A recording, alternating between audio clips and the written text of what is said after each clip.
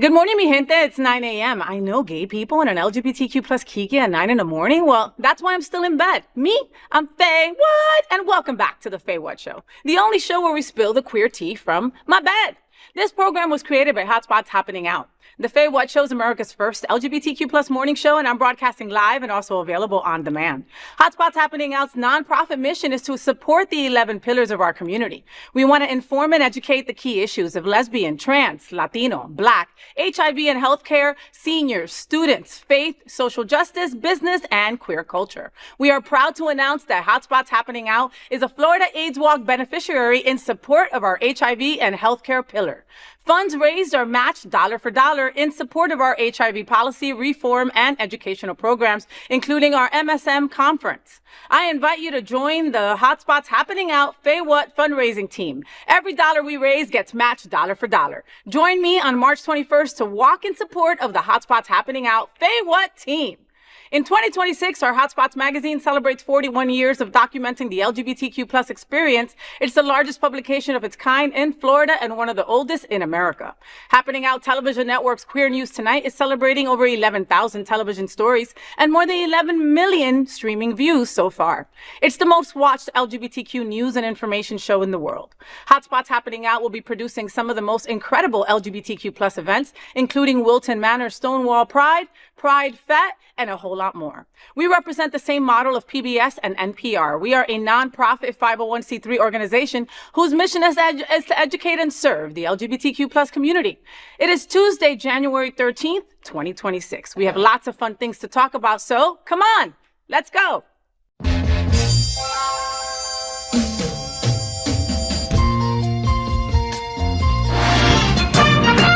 Hello, gay boys, hashtag that girl, sunbeams, drag queens, L-word, is that girl, the girl of all our dreams.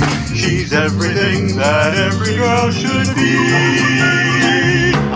Aqua, South Beach, hashtag that girl, pride-filled, tea-dance, Wilton, is that girl, Latina, but she's universal too. If you find a girl to love, only one girl to love, then she'll be that girl too. That girl. Now let's kiki about what's going on in the LGBTQ plus community. I have a sidekick joining me in bed for our segment called Gay Boys Sleep Late. This morning, I'm joined by my gay guy pal, Jamal L. Starks. He's a model, spiritualist, wellness counselor, part of Queer Yoga Club Miami, and HIV activist with Impulse Group, and also sits on the Men of Color Advisory Board for Vive Healthcare in his spare time. Let's not forget he also walks as sex siren in the House of Gorgeous Gucci. You can find him on Instagram at @porcelain. That's porcelain, PORC3LAIN. You can see Jamal and the Queer Yoga Club on January 31st at the Miami Life Center, Wynwood, Miami. Good morning, Jamal. Welcome back to my bed, boo. Hey, it's been a minute. I know. Happy New Year. Happy Kwanzaa. Happy Three Kings Day. What else? Christmas. Happy my birthday. Your birthday. I saw you for Thanksgiving. You're such an exaggerator. He's like, oh my God, it's been forever ago. How was Arizona? Arizona was amazing. Were you at Sedona? Did you go to Sedona or something like that? I went to Flagstaff and somewhere else. We were going to go to Sedona, but it was just too much of a drive. Because my cousin surprised us and he was like, all right, we're going to the Grand Canyon. So we was like, okay, we're going to the Grand Canyon. So we drive from Phoenix. We're going to the Grand Canyon. How many hours is that? It's like 2.5 hours from Phoenix. Okay, that's not bad. But it's up a mountain, down a mountain, all around. But once we got to Flagstaff, he was like, my brother and his mother-in-law hadn't seen snow. So he took us up the mountain, 12,000 feet in the air, and we went to this ski resort. Oh, I love that. To the gondolas and everything. And then we were supposed to go to Sedona, but by the time we did all that, y'all, with children. Oh, with children? 6 kids. Oh, wow. You know, I went to the Grand Canyon once. I was staying in Vegas and I drove, and I think it's like 3 or 4 hours or whatever. And it's just nothing. It's just desert and desert. And guess what? To the right, more desert. More desert. You know? And so then by the time I got there to see this big ass hole, I'm like, okay, we'll never come back here again. You know what I mean? Like it was like a one and done kind of deal. You know what I mean?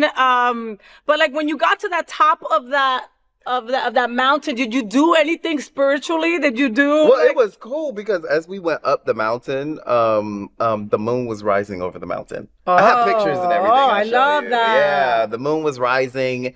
It was a bunch of snow. The kids hadn't seen it, so they played in the snow and yeah, they had fun. And then we got hungry and it was time to go back home. Oh, I love it. Yeah. Let's talk about your queer yoga real quick. Okay, so we're January back. 31st, you do it in the morning, right? What time is it? 11 a.m. Oh, but that's not bad. I mean, some of these people that want to do like, sunrise yoga and stuff. And it's like, I mean, I love people for that. Great. But I mean, it's like. That was my training. Yeah, you remember. Yeah. 6:30 in the morning. And after that, and people be like, oh my God, come to my class. And I'm like, you do sunrise yoga? Yeah. So at 11 a.m., people can come, people can sign up online. Do they just show up? Yeah, go to the Instagram, The Queer Yoga Club, or at Miami Life Center Instagram. Everything is on our link tree. Everything is there. Or you can just show up and register, but make sure that you do it 15 to 20 minutes. Usually we have 70 to 80 people. Sometimes we have to turn, we've never turned anybody away. We just put them in the hallway. You're always going to find space for them, right? Yeah, we always find some sort of space. But yeah, it gets jam-packed. How long is it and what can people expect? Because like I know, you are so fit. And when people see Jamal's Instagram, they're like, oh, I can't do that. You know what I mean? Jamal take a picture of himself and he's wrapped all the way up back. He's saying hello to his butt. And you're like, how did he do that? And people are like, oh my God, I want to go. Thank you. But I'm intimidated. And you have said from this bed a million times, you know what I mean? It's wherever you're at. It's wherever you're at. It's beginner friendly. Beginners come. And it's a great way to get community. So for the first hour, we do sound bowls. Then we do, sound bowls. The yoga flow, whoever's leading the yoga flow. And then we go into meditation. And then afterwards, we have food. It's free snacks for everyone. And we have a community talk. That's the best part. People stay for the community talk. We talk about everything queer, everything that's happening around the world. We talk about cartoons. We talk about sex. We talk about life. We talk about family. We have tears, laughter. We've had cathartic, people pouring their hearts out. We've had people from Montreal who've heard. We've had people from Asia who have come. Yes, they're like, we're visiting and we know. So the word has gotten out. The word has spread. And this is our first one of the new year. We did not have one for the last like 2.5 months because the holidays. It was just we were tired. Yeah, we were just tired and we weren't here. But we're back January 31st. So come see us. Miami Life Center, Wynwood, the Wynwood location. The Wynwood location. All right, and make sure that you follow Jamal, which is at Porcelain on Instagram, for all the upcoming events, all right? You can't make it to January 31st, then go to the next one, okay? But give yourself a little gift to start the new year in a new light. Give that body that release that you might need. You know what I mean? Like even if it's just, stretches, you know what I mean? It's just getting your body to the next level. And then the next time you do a little more, and the next time you do a little more. Yep. You'd be surprised what your body can do. That's exactly how I teach my classes. Right? Yes, all my classes. I love that. All right, let's get started with the FayWhat Show. Let's Kiki on this interesting story. So Timothée Chalamet, ooh, I love that. His new movie hit theaters and somehow the main takeaway is his bare butt getting spanked on screen. Yes, that happened. The film is a chaotic, Safdie-style ride about ambition, ego, and table tennis dreams in 1950s New York. But the internet is focused on one very specific scene. Turns out, Timmy insisted on doing the spanking himself. No stunt, but no stand-in cheeks. The story alone nearly broke the internet, and fans are calling it the best promo the movie could have asked for. Here is the trailer. I have a purpose. Okay. Let me ask you something. Do you make money at this little table tennis thing? Not yet. Do you have a job? No. Backhand! Backhand! Forehand! How do you live? Well, I live with the confidence if I believe in myself, the money will follow.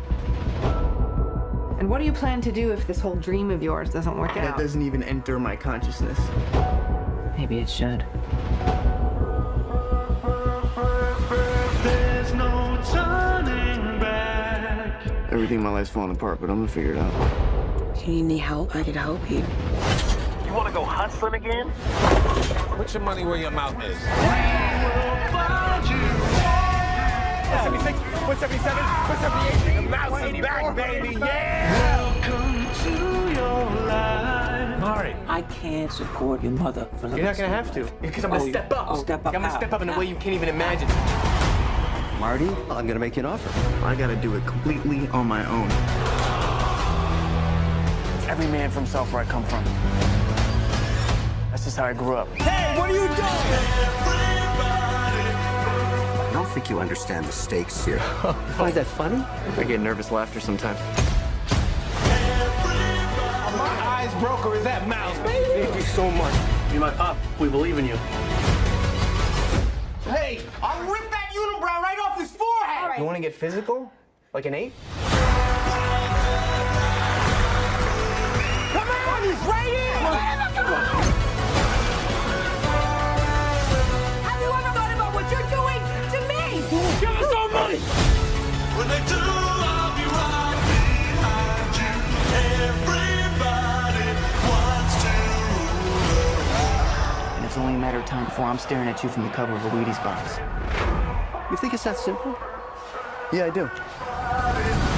Everybody wants to rule. Oh, this is my part. This is my part.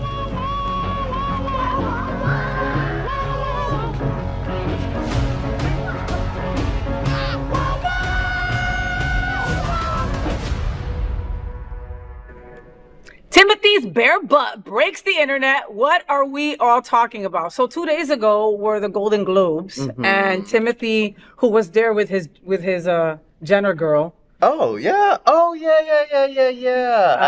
I haven't paid much attention to any of this, but yeah. He was there with Kylie. Yes, I was like, He was damn there it. I with was like, is it Kylie. Kendall? Is it Kylie? Shit. It was Kylie. But he was there with Kylie, and he Yeah. even like gave her a shout out from the stage when Yeah. so he won Best Male Actor or whatever Yeah. it was. He's not even 30. No, he just turned 30. Wow. Yeah, they asked him from the stage. What- Yeah. They asked him from the stage. Yeah. Yeah, well, so okay, so the movie is called Marty Supreme, and it did come out in December. And like, why am I talking about it now? Because 2 days ago at the Golden Globes, Timothy won this award. Yeah. And you know, like we were saying, it broke the internet a couple days before because his bare butt is in it, and you know. We don't need much for a thirst trap in our community. Right. You know what Just I mean? A little booty, a little tushy. It goes a long it way. goes a long way. You know, and the fact that he's like, oh, I didn't use a stunt butt. That's my own butt. I mean, like, you know, it don't get no better. I mean, white bubble booties have been going around now. Heated rivalry. The two. Did you watch it? Oh, I watched it as soon as it came out. Did I was you waiting for that. really? Oh yeah, I watched it straight. So through. you knew it would be such a hit because like it kind of like came in under the radar and then went kaboom. Well, I think it's because of the people who were reading the book. Okay, so 'cause it it's a originally book. is from a book. It's a book, and it went viral during the pandemic because people were reading it, and then they made this that they didn't know it was going to hit so hard though. They had no idea. And the actors are straight, correct? Yes. Okay, because I know that they're Except for so there's them, and then there's I'm sorry, one isn't, one is, and then there's the other two. They are gay. They are queer. Okay. So it's a whole mix up. No, it's even better that way when it's a little bit of everything. Yeah, you know, it's a and little they bit of were also everything. at the Golden Globes on Sunday as well. Yeah, you know, yeah, looking yeah. all cute there as Yeah. well. So I mean, but like you know, there's this new generation, this new blood. Yeah. You know, there were gentlemen on stage. I can't remember who it was. But it was somebody like Timothy was 3 years old the last time you got an award. Clooney, George Clooney. And I forgot the black guy. Don actor's name. Cheadle. Don Cheadle. Yes. They were making fun of his age because it's the reign of the Tiana Taylor one. Oh, you know? congratulations, Yes. girl. You know, when she gave a shout out to all the brown girls, I was like, yes. You know what I mean? It's the new generation. It is. You know, it's time for the old folks to hang it up for a little bit. Yeah. Well, Timothy, I'm actually gonna go watch this Marty Supreme. I'm not even into ping pong. I don't even like pickleball. But you know, It's the new wave. Have you learned? I It's mean, the new thing. And you have to be part of the new stuff, however it is. Pickleball, all the things like that. It's the new networking thing that people are getting into. Mm-hmm. There's a paddle club behind the yoga studio that I'm at, and they're always there. Like, it's a new way of networking. It's the new-ish thing. So, yeah. Well, there you go. So Marty Supreme probably will be streaming in your homes real soon, and then you can catch it for yourself and his booty in full glory. So this is an important conversation for our LGBTQ plus community. Help us tell these important stories by liking and subscribing to The FayWhat Show. Next, let's Kiki on this interesting story. So Stranger Things wrapped up, but the internet's still fighting over one big moment. In the second to last episode, Will Byers finally comes out as gay, and let's be honest, no one was shocked. I mean, we all knew. Will's been queer-coded since season 1. Still, the scene divided fans fast. Some said the speech felt too long or slowed down the finale. Others, mostly the anti-woke crowd, were mad it happened at all. Meanwhile, queer viewers were like, quote, actually, this really mattered. Will wasn't just coming out for vibes. He was facing his fear to weaken Vecna. Love it or hate it, the moment clearly hit a nerve. Will Byers coming out breaks the internet. What are we all talking about? So you got to see it with your family, right? Did you? Yeah. Mm-hmm. Like when the Christmas episode, when the Thanksgiving episode came, you saw it. Yep. And then Christmas came, and then saw that, and then you New saw that, Year's. and then New Year's, you were still with your family. Yeah, we were. That was our family thing. Stranger Things was our little. I love that. But were you away or were you in town? Well, we did it in Arizona. We were in Arizona, and then when we were in town, we did it at my grandmother's house. So instead of like Christmas, the opening of the packages and stuff, they all, because they're older, so they all got their gifts. They did it early. Then we just sat down and ate and watched Stranger Things. Yeah. I mean, right? Like most American families, right? Yeah, like watch Stranger Things. like most queer American families, you know? Just watch Stranger Things. So so then you saw it right when it happened. So so what did you think about the coming out? I mean, child, we was bored. The whole family was bored. We were like, okay, all right. Okay, but we understood the premise of it. Like, I mean, it has been all these years gone. It's been all these years. Yeah. And the only reason why he wasn't strong enough before is because, you know, Vecna plays on your weakness. So his weakness was his secret. Mm-hmm. So we got it, but we was like, bro, hurry. Like the lines, the dialogues and the monologues in that, we were like, girl, Max with Holly. We was like, run into the body, girl, before Vecna gets you again. I'm like, hurry up. I'm like, isn't the world about to end? Is it upside down, about to close? And you're there sitting there talking about your feelings? Yes. Girl, I understand, girl. You can be super Holly. Girl, go jump into your body. Hurry up. I mean, that other couple that was in that room where the pain was coming in. Down. And they're just sitting there talking about their feelings and talking about what new haircut they should get next. And I was like, is there not paint falling around you? Why am I more worried than you are, white people? Like, I was just very, like, you know, but for Will, you know. Even the kids with us were like my little brother, he's hilarious. You think I'm sassy? My little brother has way more. And he's just like, really? Really? He's 12 years old, and he was like, damn it, we already know that. His favorite word is damn it. Damn it. And you know, damn it. And you know those people, you know, there's going to be people that are going to be like, oh, why did you even add it, right? I mean, and it's kind of... But it was important. It's important because they're ending the show, right? But they could have added it 3 seasons ago, you know, and it still would have been part of it. It didn't give that ending such a big difference. It didn't hit us where it needed to be. I don't know, maybe, or if it would have came out in a different way. It was just like... It was so somber. It was and then everybody's sitting there looking at him like, okay. Yeah. Okay. Yeah. But nobody had, it was kind of like everybody's just there, like in the moment, but the moment was longer than necessary. Yeah, you know what I mean? Was really and long. And I remember when he talked to the radio girl who's a lesbian too, right? Yeah. And that kind of like set forth, okay, like, hey, you can do this, be who you are. Yeah. Don't worry. Your friends will love you no matter what. I think that was the pivotal moment when he was getting encouragement through seeing their relationship. Yes. And then they were going through that whole thing with Holly getting kidnapped and all that. I think that was like a pivotal moment. Listen here, let's go do this.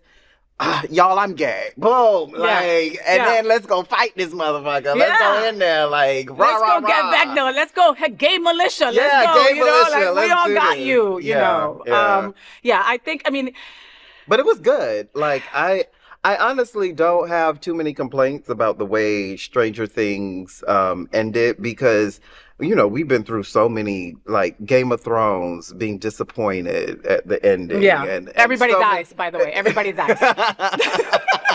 And so many other series where we're sitting there and we're like, yes, we started off so good. We've been in this for like, what, 8? How long have Stranger Things? Oh, like wow. 8 years? It's been like 8 years. Jay. Like a long time. When I look back at it, I was like, damn, this is like way pre-pandemic. But like when you see the videos of that kid when he was a little kid and you see as a grown ass kid and you're like, oh my God. We've been on this journey. We've been on this journey. We've and been so on this journey. To just kind of co-sign what Jay is saying, I agree. I also am, you know, they nipped it in the bud. They put a nice little bow on it. You know what I mean? Like they ended it. Okay, you know, Winona Ryder stays with her man. Obviously, 11 blows herself up and has to do that for Upside Down to not be open anymore. You know what I mean? Like everything was just nipped in the bud, and the kids get to grow up and be who they are. And then the second, that, you know? they showed like a second generation of coming of people playing Dungeons and Dragons and her friends, you know. Do you know anybody who plays Dungeons and Dragons? Hell no, I really don't. I have no idea. Like when they start talking about like what they're doing, I'm like, what does that mean? I have no idea. Well, what does that mean? I was born in what the 80s. powers do they have? I had no idea what that shit was. I had Garbage Pail Kids. They had these cards. I don't know. I had Pongs. If anybody remembers that, where you flap and you hit the Pong thing and the baseball card. Yeah. I like that. Stranger Things, go catch up and watch the ending, okay? You'll be happy that you did. And this is an important conversation for our LGBTQ plus community. Help us tell these important stories by liking and subscribing to The FayWhat Show. Next, let's Kiki on this interesting story. So, trans creator Zaya Persian is calling out brands for being loud allies 1 minute and missing the next. After suing the administration over the trans passport ban and winning, Zaya says brands suddenly got real quiet. The same companies that loved funding trans creators are now calling her too controversial. Zaya's been creating for over a decade, building community and telling her truth. Now she's saying what everyone's thinking. Brands only support the dolls when it's easy for them. And she's not pretending everything's fine. Watch this. Ready with me while I tell you how suing the president has low-key ruined my career as a content creator. Oh, I'm also using this video as an opportunity to call out brands and to tell y'all to stop abandoning the dolls over politics. Stop! Anyways, first I'm going in with Point of View Beauty makeup prep. So yes, I sued the president. If you somehow didn't know, I am transgender. I applied for a passport. The current administration gave me a male passport and I had to sue to get a female passport, which I did. But aside from this, I have been a content creator for 10 years now. 10 years. I'm using the Anua sunscreen today. But yeah, 10 years making videos. And I have a pretty large platform. And over the years, I've worked with a lot of brands. I've done a lot of brand deals. So much so actually that it became my full-time job. My career. I'm using the Tier foundation, by the way. But as you may have noticed, over the past few years, being trans has become quite the controversy. My whole existence is controversial. Great. So under the last administration, the doll was funded. I was working with brands all the time. New brand deals every month, left and right, babe. But then when things started to get controversial, you know, just from me existing, I went from consistent monthly deals to, you know, like a deal every other month or every couple of months. Brands started to be too scared to work with trans people. And I know several other trans creators who experienced this and who are still experiencing this today. But for me, where it really got scary is when I sued the president. When I dared to break the fourth wall and stand up for myself and my community. This lawsuit has caused me to be labeled as too controversial, too political, and too brand unfriendly. This shimmer is the glitter puck from Half Magic Beauty, by the way. So now, not only am I an openly trans woman on the internet, I'm an openly trans woman political activist on the internet. So now I'm seen as brand unfriendly because I'm trans and I defend myself and I fight for the rights of other people like me. And ever since I've sued the president last year in February, I have gotten one major brand deal. We are now in the era where brands only want to work with the dolls if you're white, if you're a Nepo baby, if you're both of those things combined, or if you're just a trans person who doesn't talk politics. And I don't want to hear any of the just get a real job. The rest of us do it. I've been content creating for 10 years. We live in a day and age where this is a real job. I'm sorry. I feel like I'm completely valid in feeling this way and noticing the shift. It is hard enough being openly trans on the internet, but the brands aren't making it any easier by refusing to work with us. It's scary times that we're living through. Stop being afraid of the dolls. I hope this offered some perspective, and yeah, thanks for watching. Stop abandoning the dolls.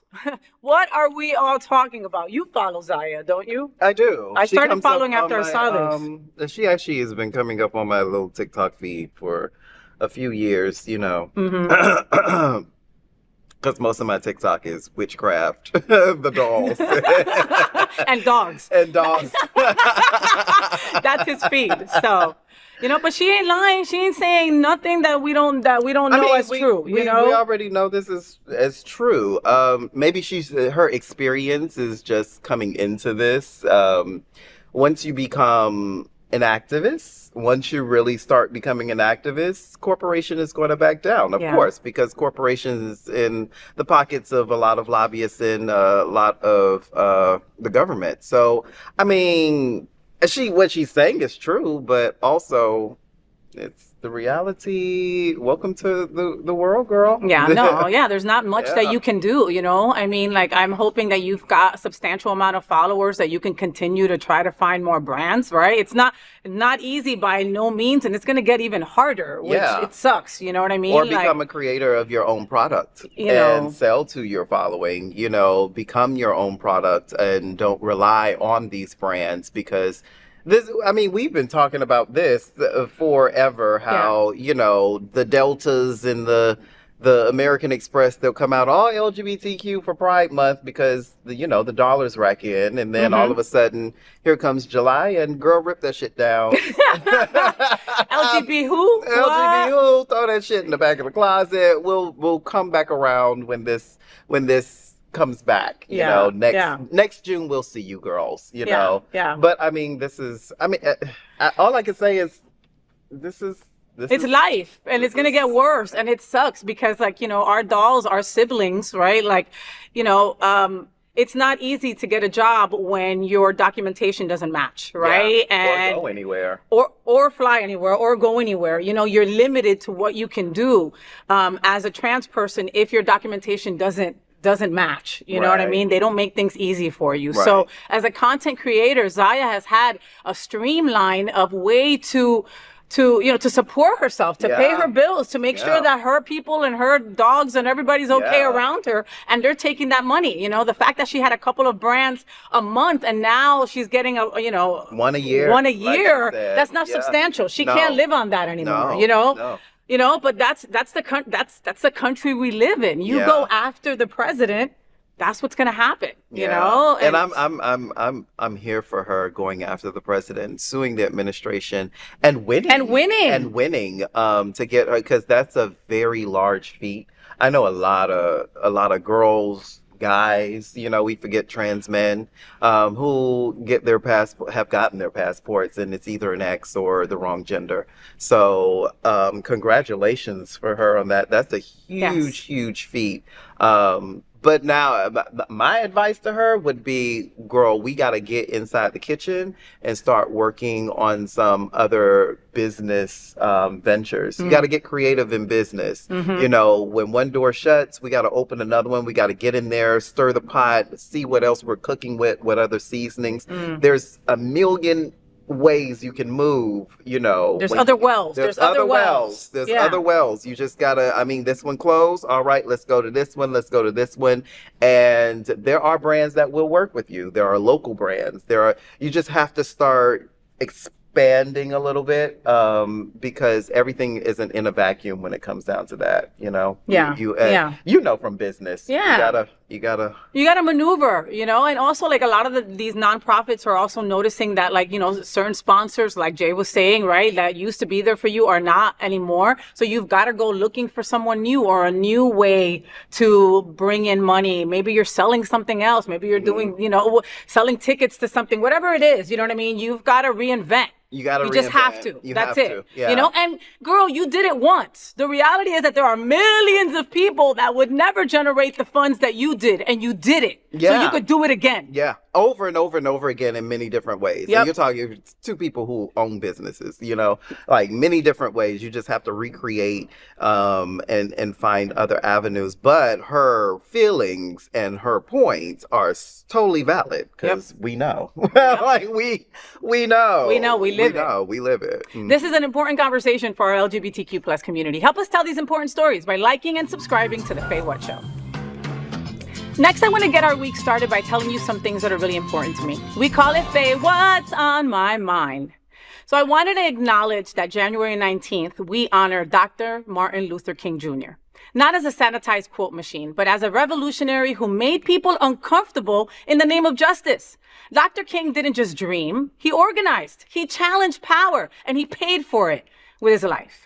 In this climate, with voting rights attacked, books banned, and people still treated as less than because of who they are or who they love, Dr. King's message isn't history, it's a freaking to-do list. He reminded us that injustice anywhere is a threat to justice everywhere, and that silence in the face of wrong is not neutrality, it's consent. It's saying it's okay. So today isn't just about reposting a meme and moving on. It's about asking ourselves, where am I being called to be brave? Where am I being called to show up, even when it's inconvenient? Dr. King talked about the beloved community, and that includes Black folks, LGBTQ plus folks, immigrants, the poor, the unseen, and the unheard. If your activism doesn't make room for all of us, it's not the dream. It's a distortion of it. So today, we honor him, not just with words, but with action, with courage, with compassion, and with the kind of love that tells the truth, even when the truth shakes the room. So we're here to acknowledge Martin Luther King Day. What do you think? Beautiful. Oh, thank you. I couldn't have said it better. That was beautiful. That was so beautiful. Usually I say the same thing. It's not about a quote. It's not about a meme. All of that was perfect. Yeah. And it was right on par with everything he stood for. Yeah. You know, I mean, the message is clear. The message is regroup, reanalyze, right? Yeah. Go back to grassroots, right? Yeah. Dr. King didn't have social media. You know, he didn't have TikTok. You know what I mean? He had Byers Rustin running around making sure that the people were at the marches that he was at, that they were there for the speeches that he was going to bring. And the fact that they were basically like best friends, brothers. People don't know that Dr. King's right-hand man was a gay man, a Black gay man, who organized the March on Washington. And so this like was said, the seen, the unseen, LGBTQ, immigrants, everybody, you know? Yeah. Because, you know, I mean, it was that time, right? And Martin Luther King Jr. was fighting for Black folks' rights. He was fighting for everybody. If you were breathing and you needed rights to be fought for, he was fighting for them. And he might have been, you know, he was a religious man. He was a Black man. He might have had his issues with LGBTQ at the time, but in my heart of hearts, I believe that if he would have been around longer, you know, he would have been out there saying trans and LGBTQ, you know, before anybody. Yeah, because he was a progressive back then. They hated him back then. So hated figures are usually progressive figures, you know? And if he is still alive now, they still probably hate him. Yeah. They still probably hate him. Listen, and look, and it's still a federal holiday, okay? No matter what that man in the White House says, okay? So you take that day off, you do something, right? Particularly for a BIPOC organization or a mom and pop shop or something like that, you know? Support BIPOC, support our people, support people who support you. Yeah. right? Well said. Thank you, baby. All right. Celebrate Martin Luther King in however way you want. Thank you. Hello, mi gente. Joining me today is another fellow New Jerseyan, right? And I like to call him Mr. Hollywood himself, Jeff Oliverio, community leader, professional doer of all the things, and the heartbeat behind some of South Florida's best LGBTQ plus events. He's the founder and president of the Hollywood LGBTQ plus Council, co-chair of My Hollywood Pride, celebrating year 5, baby. And the reason Hollywood is the first pride in the world every year. He's also a proud dad to his son, Michael, and lives in Hollywood with his adorable partner in life and in everything else, Mr. Tony Mendoza. And yes, Tony is a doer too, baby. And Jeff's mom, a literal beam of light. I love that lady. I want her everywhere with me. I want her to be my mom, but she doesn't want to take on another New Jersey kid. Anyway, please welcome my friend, my troublemaker, my how does he do so much person, Jeff Oliverio. Thank you for having me, Faye. Hi, baby. I've been in so many things with you except for bed. I know. I've been in every other situation with you except for bed. Oh my God. But I'm so happy to be here. I know, and I think that we're like two peas in a pod. I think that since we met on Queer News Tonight, I'd have to say maybe close to 5 years ago at this point, Jeff. Yeah, before Hollywood Pride started. And it was like I was immediately gravitated to your hair. No, I was immediately it was like you remind me of a family member. And then I found out you're from Jersey like me. You love freestyle just like I do. Yes. You know, we love all the same musicals. Like we're like kindred spirits. Absolutely, absolutely. I know I think your sister and I even have more in common with music. She was like one of my my big music. We laughed for like an hour straight talking about music. Oh my God. Yeah. And you were like, and that one, and that one, and that one. And I'm like, how old are both of you? Mind you, this is my younger sister, okay? So Jeff, I'm so happy that you are at my bed, all nice and pluff and everything. And pink. It's very Hollywood Pride themed. Is it, right? Yeah, pink. It's our color. Well, I mean, pink is like the best color for Absolutely. everything, you know? Absolutely. Jeff, for people new to it, what is My Hollywood Pride and what makes it different from other prides? I think that Hollywood Pride, the difference is we are a community event first, and we are part of a community that is not known for an LGBTQ presence. No. And it's a big difference. And I say this to everyone watching and listening is, when you get to go to a Pride in Miami Beach or in Wilton Manors, these are known meccas of the LGBTQ community. So people come out in full force. The businesses come out in full force. The city government comes out in full force. People travel from far and wide to come there. When we started having a Pride in Hollywood, people were like, where? I mean, people who live in Wilton Manors, lots of people, and you know this, were like, I've never been to Hollywood. Not that they were expecting that there wasn't a Pride. They've never been to a place that's 15 minutes down the road. Not even. It's like 12 to 15 minutes. Yes. It literally is. And it's like, oh, where is that? Is that by Miami? No, bitch. That's like 10 minutes away.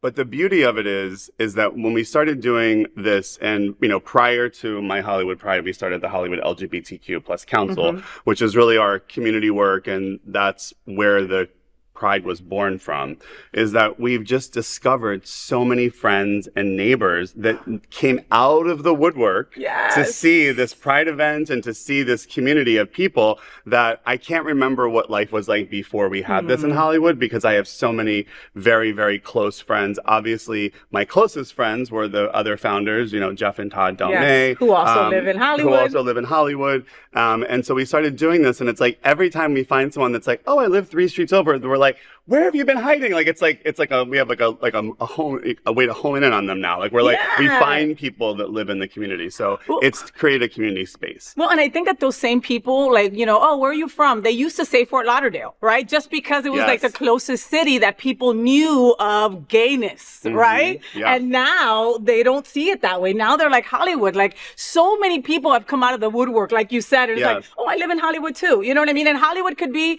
by 95. Hollywood could be by the Hard Rock. You know what I mean? Hollywood is ginormous and full of queer people. We're everywhere.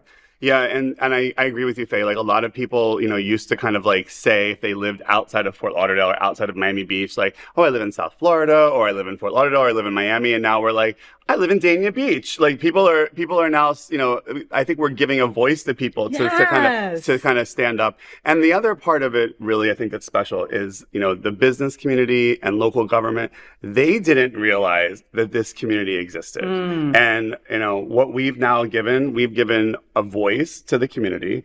We have some sway with city government. I mean, they are very, very supportive of this pride. Obviously, we could not have a pride without the support of the city of Hollywood, the mayor, the commissioners, the fire chief, the police chief.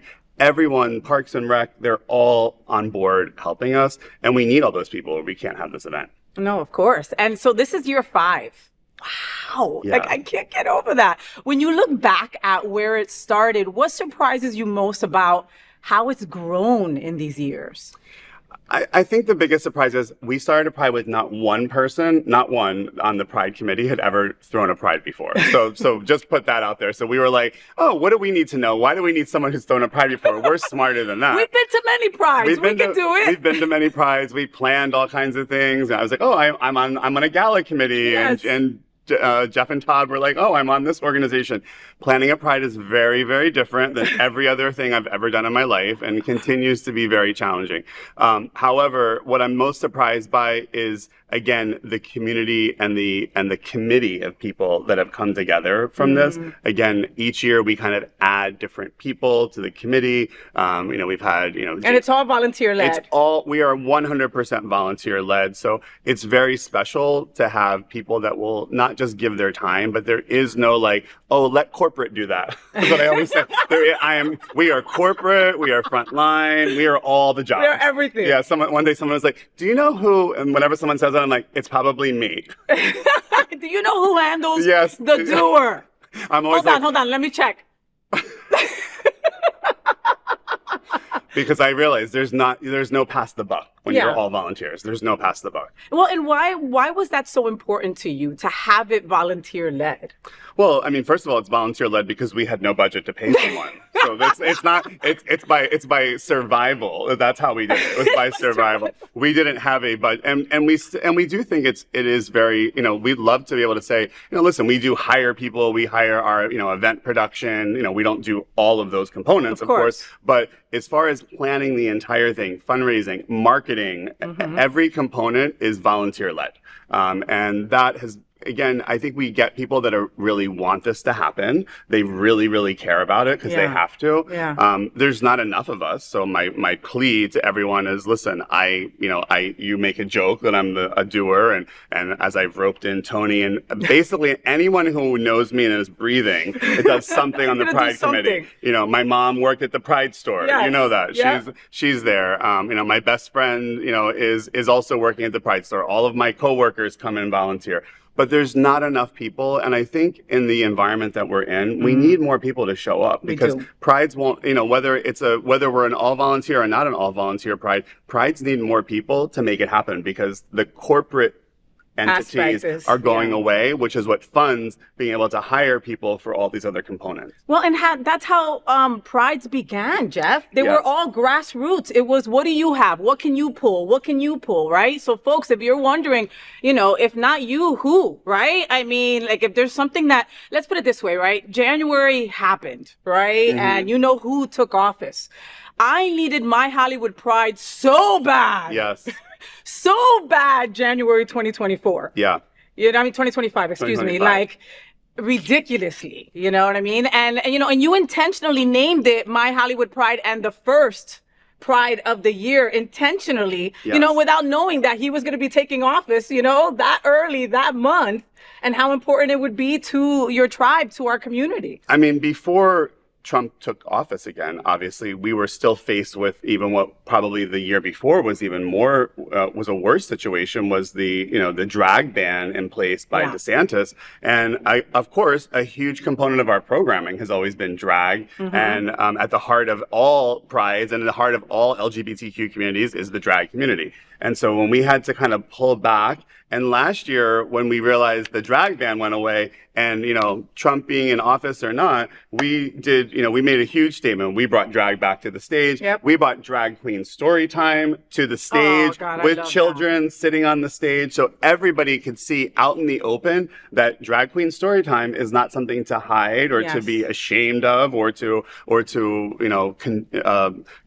put any kind of pressure on. Or hide. You know what I mean? Like, again, like, not that you had it hidden, because I loved where you had it. You had it in the children's playground for the last couple of years, and it was beautiful there. But last year, they wanted to spotlight it more, right? So they brought it to the main stage, and the beautiful Misty Eyes was dressed in this gorgeous dress, and there were these kids sitting around her in a half moon, plus a bunch of kids down, and they're just there with their face painted, just listening to I'm getting chills. I know. Every single word that came out of her mouth. And it was just like, it was crazy. You could hear Misty's voice carry throughout the Pride. Yeah. It was just so crazy how that is. I still think it's probably one of the most special moments since we've done Pride, is that moment of having Misty back on the stage and giving that platform, not just to Misty, but to every drag performer. Yes. That, like, we are valued and you're the most important part of our Pride. Okay, but and one thing that he said before about the drag ban, I have to make a note of it, because it's true that, like, during that time, people were weary, people were afraid that people were going to pull their money if they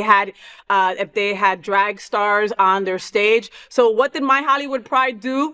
Put the Lord family entirely. That's like 23 queens, okay? Oh, you're going to tell us we can't have drag queens? We're going to bring them all. We brought them all. Yes, we had the full House of Lords. Yes, we had them all. God, I had to bring that up. I'm sorry. So, Jeff, give us the highlights, okay? What are the big anchor events that people should not miss this year from My Hollywood Pride? So yes, Hollywood Pride is not just one day. It is a series of events. We started early this year. We had our Fabulous Sweater event, which is kind of like a kickoff event, more of a fun family community event. But coming up this weekend, we have first our Pride 100 brunch. Yes. It's the Pride 100 brunch, for those who do not know, as when we first earned our perfect 100 score on the Municipal Equality Index, we decided to host a brunch in celebration of that. And this is our 5th year getting a perfect score of 100 on the Municipal Equality Index. This year we're honoring 2 honorees, Lisa Tuminello, who is getting our Trailblazer Ally Award, and Spencer Byers, who is getting our Trailblazer Award. And that is on Saturday morning, January 17th at 11 a.m. at the Doubletree Hotel in Hollywood, on Hollywood Beach. Yes, look it up. Yes, it's going to be really a nice event. And the honorees, Jeff, that couldn't have been an easy. I mean, both of them, incredible humans right there. Like, wow. Well, Lisa has served, again, as an ally to the community, has served on our council board, led all of our youth and family programming for the first 4 years, and has given back so much. Also works with Big Pride, with Big Brothers Big Sisters, as her day job. So to say she's a super ally is definitely not an understatement. And then Spencer Byers. From the Seminole tribe, LGBTQ entertainer, a force to be reckoned with. A brought revolutionary. A show to Broadway. Him and his man are so cute. Yeah. Like, I lust after them on Instagram. But I mean, again, him as a human, he's an incredible representation. For BIPOC folks, for Indigenous folks, you hear him speak and you're just like blown away, and you're like, I should be doing more. Yeah. You know what I mean? And they are our family of Hollywood. I mean, the tribe is literally on our we are on their land. In Hollywood. So it is really special to have that connection with Spencer. So we're really excited about that. And talking about Hollywood and the Hard Rock, talk to me about the Hard Rock kickoff. Okay, what makes this moment so special? Aside from the fact that I think we're gonna have fun in front of the Guitar Hotel, right? Yeah, it's gonna be a lot of fun. Tell me a little bit about this, and how did this come about? I smell Eric Eldridge in there. Of course. The Hard Rock is, first of all, it's the biggest company business in the city of Hollywood, outside of the port and the airport, of course. And we've been kind of, going back and forth as Hollywood Pride has been developing year after year of trying to get, more partnership with them. And this year we met with Eric and the team, and they offered to host us for this VIP kickoff event and to light up the guitar for Pride. So there is no bigger statement, not in Hollywood, in South Florida, than to light. I don't know what else you could light up. I mean, even New Year's in downtown Miami, that guitar outdoes everybody for a moment. It's going to be a moment. It does. And there's something like, if you've ever been on the turnpike driving by, you see this guitar. Or flying in. You're affected by the beauty, by the lights, and they usually match it with like a musical kind of like background. Like for Christmas, for the holidays, they had an amazing turnout for that. And now we get to have it for our kickoff. And yours truly's hosting. Woo! I'm hoping that I get like a Heidi Klum moment where I get to go bam, and then like the lights turn on or something like that. But I mean, that's epic though, Jack. Yeah, it's really big for us. It's a statement. We're going to have the mayor there, some city officials. And people can go. So it's a ticketed event. All of our events are on Eventbrite. So you can get tickets. It's going to be 2 hours. They're hosting us at their amazing cabana space outside by the pool. So if you've never been to the Hard Rock before, you always thought, what are those cabanas like? If you buy a ticket to that, you can come and see. They're hosting 2 hours of open bar and food. And if you know the Hard Rock, they don't skimp on anything. Nothing. They go all out. They're not giving you like a pig in a blanket. They're not. They're going to have stations, and it's going to be really nice. And then, this Saturday night, we wrap up after the brunch. We go to our queer comedy night, which is in its third year. Really special. Nice. Really special. We have to laugh. It's important for us to laugh. It's really important for us to laugh. But we had this kind of crazy idea a few years ago. Like, let's see if we can have a comedy night. Again, we try to find things that like every other Pride is not doing, or are not happening every night. In Wilton Manors, because you can go out and kind of have a Pride event every night when you're in Wilton Manors. We are working with Anna Lepley, who is our producer for the event, and is Dr. Anna Lepley. She's hysterical. That girl is so funny. Oh my she's God. like curated these comedians and brought them in, and the event literally last year sold out, was standing room only, meaning I was sitting on the floor because committee got to go to the floor when tickets were still selling, because I'm fundraising first. So I'm like, everyone's got to sit on the floor. But the Saturday night, we're moving to the new Art and Culture Center, to the Arts Hub. We were previously in the downtown. So it's a brand new venue for us. Nice. Really amazing venue. It's the Hollywood Art and Culture Center, Hollywood Art and Culture yes. Center. And we're going to have a little meet and greet before from 7 to 8, where you get some a cocktail, you can meet the comedians, take some photos, and then at 8 p.m. we go into queer comedy. I love that. So we have some really nice pre-events, I would say, going into Pride. Well, and and all these events, right? Mark your calendars, right? Because like Jeff said, go on Eventbrite to make sure that you have all the information of all the events that you want to go to. And something that I love about my Hollywood Pride is that they always make space for families, okay? Meetups, parenting support, whatever. There's an event, Making Babies, that Rainbow's Nest. That Pandora and the Pandora girls are putting together. Can you tell me a little bit about that? Yeah, so we're working with Pandora Events, which does all the amazing parties for women, and an organization that's close to them, which is called Making Babies, which is an organization that helps same-sex couples have children. And we're actually hosting a meet and greet for families that have same-sex couples that have children. Obviously, everyone is welcome, but to meet up at the Pride event around that. So again, the family programming is probably one of our most, we take it the most serious. We obviously take entertainment and all the other parts serious. But as you know, and you've been to our Pride, it is not just an event that's tailored around alcohol and drinking. Yeah. It's about community engagement, and the youth and family portion. We're doing all kinds of really fun things. We're doing art projects. We're doing scavenger hunts. We're having Pride Lines is doing something. SunServe is doing something. The Art and Culture Center is doing something. So we're going to have all kinds of fun things, real things for kids to do, to feel at home. I love that. And it's, we program that the entire day. And I love that, again, because this is a family event. Something that I had met somebody that they were were the parents of a friend of mine, and they meet this other family every year at My Hollywood Pride. They don't see each other at all throughout the year, but they know what time to meet, and then they hang out that day. You know what I mean? And like they're actually looking forward to it even more this year because this year it's on a Saturday instead of a Sunday, so they get to really party the whole entire day with their kids. The thing that really makes me laugh is like in downtown Hollywood, we have a lot of like I would say all ages events. We have St. Patrick's Day, we have Halloween, we have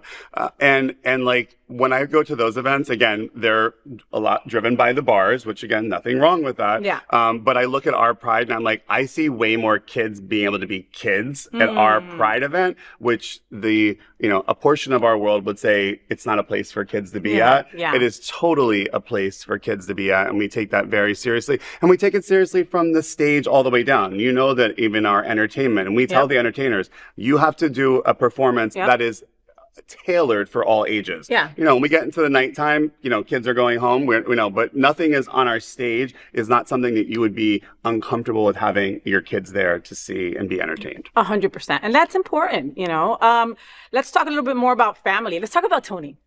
Thank you. I love Tony Mendoza. So your partner in life and spreadsheets and everything else. What does having that kind of support mean when you're running a Pride festival together? Because you both work in this, I mean, like, do you guys ever argue? We do. I'm so glad that you answered that quickly that. But we sometimes do it from two. Like I work in my office and he works on the kitchen table. So sometimes we're like talking like across rooms because I'm like, if we get into each other's faces, too much, we live together, we're in life together, and we're doing this Pride together. And like the last 2 months, I tell everybody that they're like, oh, I haven't seen you. Come in for a drink. Let's go to dinner. I'm like, from 5 to 9 to 10 p.m. every night, we're doing stuff because again, there's no one else to do it. Yeah. So I won't say I obviously I could not do it without him. He didn't sign up for this in the way that I did, but he has fully taken on this as his own in the same capacity. So I wanted to say that. So grateful. Like I hear his voice louder as the years go on. Yes. You know what I mean? And I'm loving it. Like Tony's a force. Like watch out for Tony, honestly. And don't ever sleep on him either, okay? Because he's watching everything, that guy. He's making sure he's come up to me and just fixed something and then walked away. And I'd be like, what what happened? You know that I adore your mom, and if I was 20 years older, she'd be mine. She'd be mine. You heard me. She's a light, okay? She shines like from the moment that I met her, and meeting her kind of gave me that aha moment as to why you are as incredible and dynamic as you are. Thank you. You live for this community. You're also an exceptional dad, and those two things coexist in such a seamless way that like many of us are like, how does he do it? You know what I mean? Is this from your mom? Does this come from your mom? I mean, my mom certainly has given me a lot of strength, and is obviously a very strong woman. And that's, who I lived with primarily growing up. My father lives in West Virginia, which is where I was born. But I grew up primarily with my mom. But, her heart, I always say, if somebody could really literally come and like run you over, my mom would be over being like, she would feel bad for the driver. But they feel bad too. She gives her heart to everything. So if I got 20% of what she does, then I'm the person that I am today. That's who she is. That's who she is. I love that. Yeah. I mean, but like, she screams ally, Jeff. Like, did her son being gay catapult her into wanting to be such an ally, or do you just remember her being that way before that? No, well, I mean, again, I didn't come out till I was 34 years old. So I didn't grow up with my mother being an ally because I wasn't out and she didn't have that role. And I think she saw when I came out, and the reason people say, why are you so involved in the community? I'm like, because I missed 34 years of doing things. I realized like I was never a minority before. Yep. I was a white, cisgender, married, straight male. Yeah. So I never was subjected to any kind of discrimination or anything else. And then when I came out and I realized I don't have the same rights as everybody. Like it really didn't sit with me. I mean, even though I had lots of, queer friends, I just never put myself in the place of being like, I couldn't get married at the time. I couldn't donate blood. I couldn't do I couldn't have a same-sex partner in the hospital if you were, all of those things that, queer people have had to live with. When I learned about them, and then I instantly, started to seek, I needed some support myself, and I found a PFLAG meeting actually right here at SunServe. And on this campus when it used to be here. Wow. In the room right behind us, I came to a PFLAG meeting, and I was like, I'm 34 and I just came out and I was married and I have a 1-year-old and I'm at a PFLAG meeting, and they were like, it's not exactly the place for you. But we'll take you. But at the time, the person that facilitated the meeting, Peter, was 30 years my senior and had lived the exact same experience I did. Wow. Married, came out, has a son. His son's name was Michael, which is like your son. So like I met like a kindred spirit, and he was he was getting ready to retire and move out of the area, and he said, I really want you to take over the PFLAG chapter. Wow.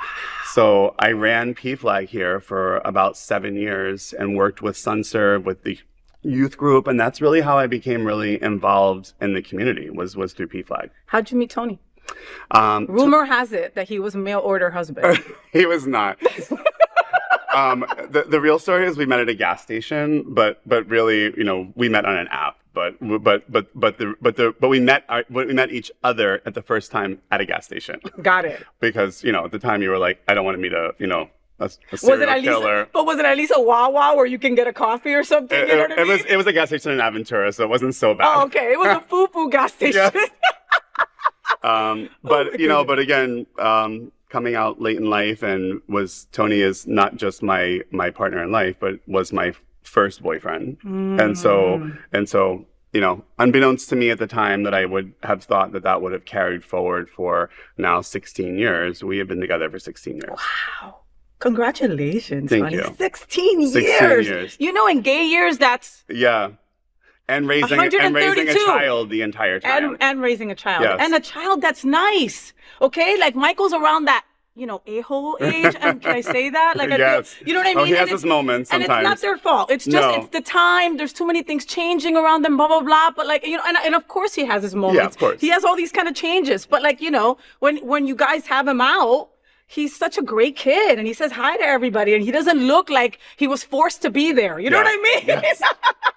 Good home training. Which he probably was. But he was, for tell, sure. Yes, he is also a volunteer for Pride, so don't worry. He's also a volunteer. I already told him to make sure your schedule is clear for Saturday next week. I gave him all the instructions. Make sure you wear your name tag. Yes. You know what I mean? Like, is he driving now? Oh, he's driving. Yes. Oh God. He's graduating. Wow. He's graduating in a few months. God, yeah. scary. I know. So it blinks, and you're there. And it's there. And we blink, and it's 5 years of My Hollywood Pride. Jeff, what would you say to the person who is just beginning their journey, right? That is coming to My Hollywood Pride as their first Pride?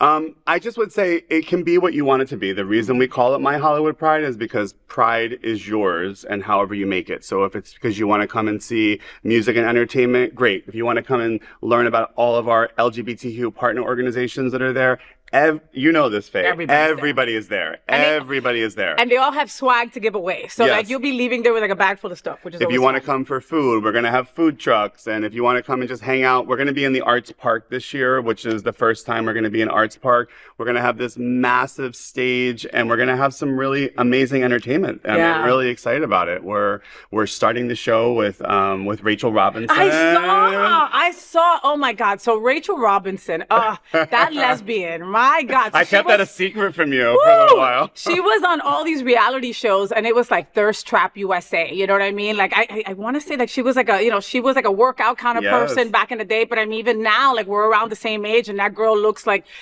she's stuck in time. Like she still looks exactly like she did 20 years ago. Probably looks better. You know what I mean? She probably looks better. Shape. She probably looks better. So I mean, I saw her. I saw Elia. I saw a bunch of people that you started announcing. We're kind of dripping them out now. So we have opening the show after Rachel's going to do like a warm up with the crowd and do like a little fitness. I love that. And she'll be there for a meet and greet afterwards and doing Get that. everybody loose. And then we have Adam David, who is the season 27 winner of The Voice, who is a hometown hero here from Broward County, and is going to be opening the show and sponsored by one of our sponsors, Recovery Unplugged. Oh, yes. Yeah, an amazing organization that uses music for recovery programs. Yep. And so Adam David, if you have not heard him sing, and check him out, go to his YouTube and look at he is The Voice. I mean, I love he's that. Incredible. He's really incredible. I love that. And Recovery Unplugged, thank you so much for stepping up. Such an important organization not far from us here, right? So thank you. And it's been one of the unique things we've had to do this year, again, kind of not having sponsors, is we've tried to find where can we find sponsors to help us, bring entertainment to the stage, so that we're not just, we're not in the entertainment business. So hiring entertainers is expensive, and we don't have the luxury of having bars and restaurants that can bring entertainment. We have to do it ourselves. So we're really grateful to Recovery Unplugged. We're going to have The Ordinary Boys, which is a 80s synth cover band from Miami. If you know them, they do New Order and Depeche Mode and the Smiths and Morrissey. They are also locals here to Miami. They're going to be doing 2 sets. We have 93.5 Dance, the Revolution channel. They're going to be there. We're going to have one of their DJs, Tony Zaccaro, on stage. Awesome. So they're going to be there all day doing promotions and radio cutaways and all kinds of things. How exciting! And we have giveaways. We have DJ Zeno somewhere, right? Is she doing the after party? DJ Zeno is actually, so this year we're really fortunate. Again, working with Pandora, they wanted to do some kind of an after party. And I said, we're going till 10 p.m. So we're kind of out of the after party business, although we are being hosted by the Eagle for an after party here in Wilton Manors. But I introduced them to a venue that decided, we'll let the women take over this venue tonight on a Saturday night in Hollywood. So they are going to be having an after party in downtown Hollywood. DJ Zeno is going to be there. So we have a little bit, I think, for everyone. For everybody. So Jeff, before I let you go, we got time for a little game, all right? So I'm going to give you 2 options and just answer the first answer that comes to mind. No overthinking, just what your answer is. We call it Say What with FayWhat. You ready? Yeah, I'm ready. All right. Pride anthem or breakup anthem? Pride anthem. Comedy or drama? Drama. Kylie Richards or Teresa Jagais? Oh, Teresa. QVC with Cher or QVC with Dolly Parton? QVC with Dolly Parton. Beach getaway or big city adventure? Beach getaway. Loud allyship or quiet support? Loud allyship. Who is more organized, you or Tony? That would be me. Thank you for playing. For someone listening who has never gone to Pride or who is nervous about Pride, this is the perfect Pride for you. It just really is. I mean, there is no drama. There's no Karens. You know what I mean? Everybody is having a great time. It's a beautiful Saturday afternoon. You will meet people that you will become friends with forever. I say it is the Pride for people that don't love to go to Pride events, because, and I say that because people have said that to me. They're like, I don't ever go to Prides, but I love Hollywood Pride. And I'm like, I understand what they're saying, because it is more, you can talk to people like this. It's not like the music is so loud I can't talk, or I can't get away from, crowds. You can actually find your own space. You can. Or you can go to the front and do a conga line. I mean, there's no rhyme or reason. You know what I mean? There's a little bit for everything, from families to older folks to young kids to tweens and everything in between. There is something for you. Look at the list of events and trust me, there'll be something, okay? But you definitely do not want to miss being there all day Saturday. Just put it on your calendar and just be there all day. The food's going to be delicious. The drinks will be right there. There'll be hot bartenders everywhere you look. There'll be something for everyone. And, I end up with whatever you can do or can give, whether if it's a $5 donation, we are going to be doing some donations at the door this year. Good. We need that or we will not have a Pride. I'm being very as honest as I can with people. Yeah. If people don't give, if it's $1, if it's $5, if it's $1,000, that's even better. But if you can give something, that's going to help us. Give your time. We need volunteers still. So go to our website or go to Eventbrite and sign up to be a volunteer, or buy a ticket to an event. All of our events are fully sponsored. So every ticket we sell is money we raise. So we need that. I love that. Time, talent, or tithing, right? That's Absolutely. what you give one of those three, right? And this is how people are able to put on a pride that you so desperately look forward to every single year. So at the door, give that money, whatever it is that you can give. You know, I mean, there's places that charge $20 at the door to go to Pride. And that's like a standard amount, you know? So, I mean, the fact that it's like, hey, pay what you can, give what you can, but you're also giving it to an organization that is going to be using it for your next Pride next year in 2027. And how things are going, we need all the help we can get. Right? Absolutely. Thank you. Well, follow My Hollywood Pride, the Hollywood LGBTQ Council, and of course, Jeff Oliverio on Instagram and Facebook. And now look into that camera and give them your best FayWhat? FayWhat? Wow. That was Jersey right there. That was Jersey. Right there it is. My Hollywood Pride is Saturday, January 25th, 1 to 10 p.m. I will be hosting at the main stage for the 4th year? 4th year. I think it's the 4th year. After party at the Vault with DJ Zeno. We've got all kinds of events in between. The brunch is coming up this weekend. Queer comedy and everything in between. Go to Eventbrite to get your tickets today, and we will be right back. So that's it. That's the FayWhat Show. I hope that you had fun. Thank you so much to Jamal Starks for being in bed with me. Welcome back, boo. And I love you. You're going to be at My Hollywood Pride. We'll both be at My Hollywood Pride coming up in the 24th. Yeah. Right, at 1 p.m. Yep.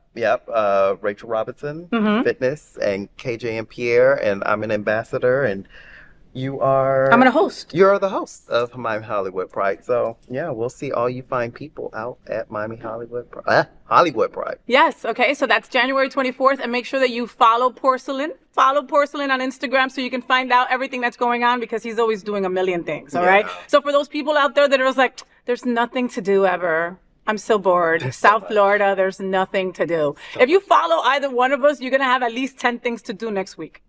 All right? See you soon. See you soon. All right. Love you, Jay. And thank you so much to Jeff Oliverio for also joining me in bed, talking to all things My Hollywood Pride. That was awesome. So no, folks, I'm really passionate about trying to connect the L and the G in our LGBTQ plus community. Sometimes it's hard for us girls, but if we believe we are one strong community, then we must support all the letters of our LGBT and Q plus. We open every show with a nod to Mary Tyler Moore and That Girl's Marlo Thomas. This show is dedicated to a strong LGBTQ plus community. I just encourage you to be a little bit kinder, a little bit funnier, and to embrace our tremendous diversity, because it really is what makes us so damn strong.